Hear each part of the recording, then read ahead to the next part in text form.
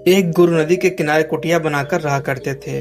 वहां बहुत से शिष्य उनसे शिक्षा ग्रहण करते थे। गुरु जी जो शिक्षा देते थे बहुत ही अनमोल होता था। उन्हीं शिष्यों में से एक शिष्य ऐसा था जो असफलता से बहुत ज्यादा डरता था। गुरु जी को यह बात अच्छी नहीं लगती थी। उन्होंने सभी शिष्यों से कहा कि कल वो असफलता के डर को कैसे दूर करें, इस बारे में कुछ नियमों सबको बताएंगे। अगले दिन सभी शिष्य गुरु जी की बात सुनने के लिए बेसब्री से इंतजार कर रहे थे। दोस्तों, इससे पहले कि आप इस कहानी में खो जाएं, इस चैनल को अवश्य सब्सक्राइब करें। गुरु जी ने कहना शुरू किया कि कल्पना कीजिए कि क्या आप बिना किसी डर या किसी नकारात्मक भावना की दुनिया में कुछ भी कर सकते हैं। असफलता का डर, जिसे एटीजी फोबिया कहा जाता है, भय की एक निरंतर जबरदस्त भावना है जो परियोजनाओं के उपक्रम या जीवन लक्ष्यों की खोज के साथ होती है। जो लोग एटीजी फोबिया के साथ रहते हैं वे अक्सर पूरी तरह से निश्चित महसूस करते हैं कि वे असफल हो जाएंगे, भले यह भावना वास्तविकता पर आधारित न हो। सुरक्षा की भावना उनके विचारों, भावनाओं और कार्यों में हस्तक्षेप कर सकती है। जब असफलता के डर को नियंत्रण में रखा जाता है तो असफलता का एक स्वस्थ डर सकारात्मक हो सकता है और हमें बेहतर योजना बनाने, ध्यान केंद्रित करने और तैयारी करने के लिए प्रेरित कर सकता है। लेकिन जब असफलता का डर नियंत्रण से बाहर जाता है तो यह आपको पंगु कर सकता है और अलग थलग कर सकता है। एटीजी फोबिया की परिभाषा। असफलता के डर या एटीजी फोबिया में विश्वास शामिल होता है कि आप काफी अच्छे नहीं हैं या नहीं होंगे और आप खुद को या अपने जीवन में अन्य लोगों को निराश करेंगे। यह किसी कार्य में खराब प्रदर्शन करने से डरने से कहीं अधिक है और इसके बजाय यह धारणा की सर्वव्यापी प्रतिक्रिया है कि आप काम नहीं कर पाएंगे। असफलता के डर में अत्यधिक चिंता, नकारात्मक विचार और किसी कार्य लक्ष्य के प्रति काम करने में की अनिच्छा शामिल है। असफलता के डर की पहचान करना। असफलता के डर के लक्षणों में जैसे विलंब, चिंता, निराशा और यहाँ तक कि थकान या अस्थिरता जैसे सारे लक्षण भी शामिल हैं। किसी परियोजना के परिणाम या लोग क्या सोचेंगे इस बारे में थोड़ी बहुत चिंता बिल्कुल सामान्य है, लेकिन समस्या तब बन जाती है जब ये आपको उसी लक्ष्य की ओर काम करने से रोकती है। जैसे भविष्य के प्रति निराशा की भावना, दीर्घकालिक चिंता, इस बात की चिंता कि यदि आप असफल होते हैं या अच्छा प्रदर्शन नहीं करते हैं दूसरे आपके बारे में क्या सोचेंगे। बार बार टाल मटोल करना, उच्च व्याकुलता, अप्रासंगिक या महत्वहीन चीजों द्वारा कार्य को खींच लिया जाना, किसी परियोजना, समान लक्ष्य से जुड़े कार्य या लोगों से बचना, शारीरिक लक्षण, जोड़ों या मांसपेशियों में दर्द जो किसी लक्ष्य को काम करने से रोकते हैं। टालमटोल और असफलता का डर। ऐसा माना जाता है कि असफलता का डर और लगातार टालमटोल एक दूसरे से गहराई से जुड़े हुए हैं। एटीजी फोबिया से पीड़ित लोगों में जटिल कार्यों को करने, महत्वपूर्ण निर्णय लेने या जिम्मेदारियों को टालने की प्रवृत्ति होती है क्योंकि उन्हें डर होता है कि वे असफल हो जाएंगे। इस तरह विलंब किसी व्यक्ति के आत्मसम्मान की रक्षा करने का काम कर सकता है। अगर किसी को इस बात का अंदाजा है कि वे अच्छा प्रदर्शन नहीं कर पाएंगे तो वे अच्छा महसूस करने या असफल परिणाम की संभावना का जोखिम उठाने के बजाय जितना हो सके उतना विलंब करते हैं। असफलता के डर को दूर कैसे करें, इस बारे में 13 नियम इस प्रकार हैं। नियम 1, अपने डर को पहचानें और अपनाएं। यह समझना और इंगित करना कि आप असफल होने से क्यों डरते हैं और असफल होने का वास्तव में आप पर क्या प्रभाव पड़ सकता है, आपको अपने डर का सामना करने में मदद मिलती है। यह अंतर्दृष्टि पहचानने में भी उपयोगी है कि असफलता का डर आपके व्यवहार को कैसे प्रभावित कर रहा है। उदाहरण के लिए, क्या आप अत्यधिक प्रयास कर रहे हैं या उत्तमता से काम कर रहे हैं, सफलता प्राप्ति के लिए नहीं बल्कि केवल उन परिणामों से बचने के लिए जो आप सोचते हैं कि यदि आप असफल होते हैं तो हो सकते हैं।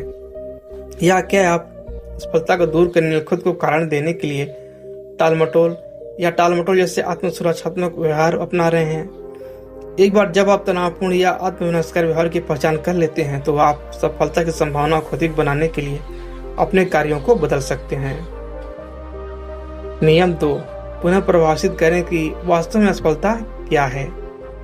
असफलता के डर पर काबू पाने का एक महत्वपूर्ण हिस्सा असफलता के विचार के बारे में एक नया दृष्टिकोण विकसित करना है। असफलता को एक पूर्ण जीवन को नष्ट करने वाली आपदा के रूप में देखने के बजाय इसके साथ एक नया रिश्ता विकसित करें। अपनी सोच को बदलें ताकि आप असफलता को इस रूप में देखना शुरू करें जैसे कि फीडबैक, सीखने और बढ़ने का मौका, एक सबक, क्योंकि अतीत की असफलताओं पर विचार करके उनके लाभ ढूंढने से आपको एक शिक्षक के रूप में असफलता के प्रति अधिक खुले रहने में मदद मिल सकती है। एक ऐसी चुनौती जिसे पार किया जा सके, जो आपके रास्ते में है, रुकावट बनने के बजाय आगे बढ़ने का अवसर प्रदान करती है। एक क्षण भंगुर या अस्थायी स्थिति आपके रास्ते का स्थायी अंत नहीं होता है। नियम 3, सफलता को पुनः परिभाषित करें। कभी कभी लोग असफल न होने की कोशिश में इतनी ऊर्जा और समय खर्च कर देते हैं कि वे सफल होना ही भूल जाते हैं। इस बारे में सोचें कि आप वास्तव में क्या चाहते हैं और निर्णय लें कि क्या आपका असफल होने का डर सच्ची उपलब्धि के रास्ते में आ रहा है। नियम 4, अपना आत्मसम्मान बढ़ाएं। जब आप असफलता और अपने जीवन में इसकी भूमिका के बारे में एक नया दृष्टिकोण विकसित कर रहे हैं तो अपने बारे में अपने विचारों को भी बदलें। अपने आप पर अपनी क्षमताओं पर विश्वास बढ़ाना असफलता के डर पर काबू पाने में एक महत्वपूर्ण हिस्सा है। अपनी कथित कमियों के बारे में चिंतन करने के बजाय अपनी अंतर्निहित शक्तियों और प्रतिभाओं पर ध्यान केंद्रित करें जिन्हें आप अपने काम या स्कूल में लाते हैं। नियम 5, सबसे खराब स्थिति के बारे में सोचें और एक आकस्मिक योजना बनाएं। यदि आप तबाही मचाने की प्रवृत्ति रखते हैं तो इसे अपने डर और चिंता में न आने दें, इसके बजाय इसे अपने लाभ के लिए उपयोग करें। उन सभी अलग अलग तरीकों के बारे में सोचें जिससे चीजें गलत हो सकती हैं। प्रत्येक संभावित आपदा के लिए योजना बनाएं कि यदि यह सच हो जाए तो आप इसका सामना कैसे करेंगे। कागज के टुकड़े पर 2 कॉलम बनाएं, एक सबसे खराब स्थिति के लिए, दूसरा अपनी आकस्मिक योजना के लिए। अपने सभी आधारों को कवर करने से आप अधिक आत्मविश्वासी और कम घबराए हुए महसूस करेंगे। आपको ऐसा एहसास हो सकता है कि आपका सबसे बुरा डर शायद घटित न हो, लेकिन यदि ऐसा होता है तो कम से कम आप तैयार रहेंगे। नियम 6, अपने आप को असफल होने की अनुमति दें। हालांकि शुरुआत में खुद को असफल होने की अनुमति देना भयावह लग सकता है, लेकिन यह मुक्तिदायक हो सकता है। अपने आप से पूछें, असफलता सबसे खराब संभावित परिणाम क्या होगा? क्या आप जीवित रहेंगे? काफी संभावना है आपको पता चलेगा कि आप शायद अप्रिय होते हुए भी आप अपनी कल्पना की सबसे खराब स्थिति से बच जाएंगे और आगे बढ़ना जारी रखेंगे। नियम 7, योजना विफल होना। असफल होने के बारे में सोचना एक बात है, जबकि असफलता के लिए प्रतिबद्ध होना बिल्कुल अलग बात। ऐसी स्थिति या परिदृश्य ढूंढें जहां परिणाम को नियंत्रित कर सके और असफलता के लिए खुद को समर्पित कर सके। यह एक स्कूल, परीक्षा या दोस्तों के साथ खेल की रात हो सकती है। असफलता से निपटने के स्वतंत्र तरीकों में से एक सक्रिय रूप से स्वयं को इसके प्रति उजागर करना। नियम 8, आप जिसे नियंत्रित कर सकते हैं उस पर ध्यान दें। जब आप किसी चुनौती का सामना करें तो बड़ी तस्वीर देखें और उस पर ध्यान केंद्रित करें जिसे आप नियंत्रित कर सकते हैं। अपना और पूरी स्थिति का मूल्यांकन करने के लिए कुछ समय निकालें। उन चीजों पर ध्यान दें जहां आप कुछ कहना चाहते हैं, जबकि उन चीजों को छोड़ दें जो आपकी समझ से परे हैं। फिर अपने सभी प्रयासों को उन चीजों पर निर्देशित करें इनमें से किसी विशिष्ट कार्रवाई की दिशा में कदम उठाने से लेकर स्थिति के बारे में आप कैसा महसूस करते हैं इसे प्रबंधित करना या इसका सामना करने का निर्णय लेना भी शामिल हो सकता है। आप परिणाम के बारे में अधिक सशक्त और कम भयभीत महसूस करेंगे। नियम 9, अपने प्रोजेक्ट को छोटे छोटे कार्यों में बांट लें। कभी कभी जब कार्य या लक्ष्य भारी हो जाते हैं तो असफल होने का डर बड़ा हो जाता है। चुनौतीपूर्ण परियोजनाओं को प्रबंधनीय टुकड़ों में विभाजित करने से आपको अधिक नियंत्रण में महसूस करने में मदद मिल सकती है। यह सफलता के उन पहलुओं पर विचार करने में भी मदद कर सकता है जो आपके नियंत्रण में है, ताकि आप उपलब्धि के लिए खुद को स्थापित करने के लिए प्रभावी विकल्प और कार्य कर सकें। नियम 10, जो काम नहीं कर रहा उसे बदलें। अपनी समान कार्य आदतों और कार्यों के प्रति दृष्टिकोण की सूची बनाएं।